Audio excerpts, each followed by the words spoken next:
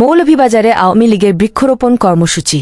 থানা আওয়ামী লীগের, পৌর আওয়ামী লীগের নেতৃবৃন্দ সহ সকলকে আমি ধন্যবাদ জানিয়ে বাংলাদেশ আওয়ামী লীগের ৭৫তম প্রতিষ্ঠা বার্ষিকী প্লাটিনাম জয়ন্তী উপলক্ষে মৌলভীবাজার জেলা আওয়ামী লীগ বৃক্ষরোপণ কর্মসূচি পালন করেছে।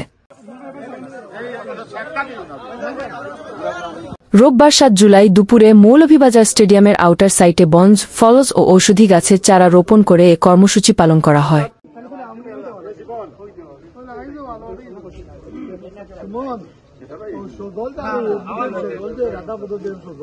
বৃক্ষরোপণ কর্মসূচিতে অংশগ্রহণ করেন জেলা আওয়ামী লীগ সভাপতি, সাবেক সংসদ সদস্য নেছার আহমদ, সাধারণ সম্পাদক মিছবাহুর রহমান, পৌর মেয়র ফজলুর রহমান, সদর উপজেলা আওয়ামী লীগ সভাপতি আকবর আলী, পৌর আওয়ামী লীগ সাধারণ সম্পাদক এমদাদুল হক মিন্টু, জেলা যুবলীগ সভাপতি সৈয়দ রেজাউর রহমান সুমন, সাধারণ সম্পাদক সৈয়দ সেলিম হক, ছাত্রলীগ সহ জেলা আওয়ামী লীগ ও সহযোগী সংগঠনের সর্বস্তরের নেতাকর্মীরা।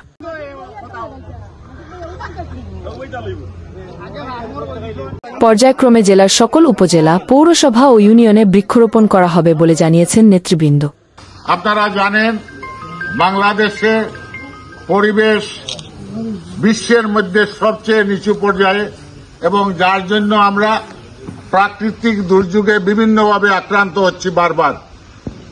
তার সামনে রেখে মাননীয় প্রধানমন্ত্রী জননেত্রী শেখ হাসিনা একটি গাছ কাটলে 3টি গাছ লাগানোর পরামর্শ দিয়েছেন। পাশাপাশি আওয়ামী লীগের প্রতিষ্ঠা বার্ষিকীতে, ৭৫তম প্রতিষ্ঠা বার্ষিকীতে যে প্রোগ্রামগুলো রাখা হয়েছে বছরব্যাপী, তার অন্যতম প্রোগ্রাম হল এই দেশে গাছ লাগানো।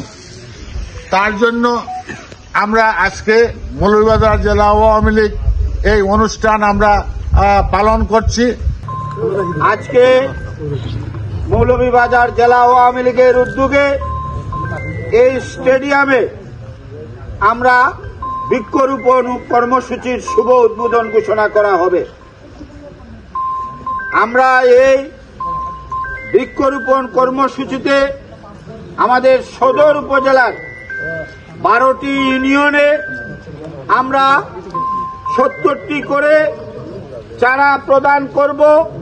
ওনারা ওনাদের স্ব ইউনিয়নে এরকম একটি অনুষ্ঠানের মাধ্যমে এই বৃক্ষরোপণ কর্মসূচি পালন করবেন।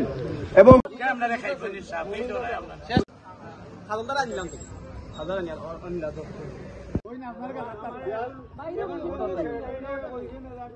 জেলা আওয়ামী লীগ আয়োজিত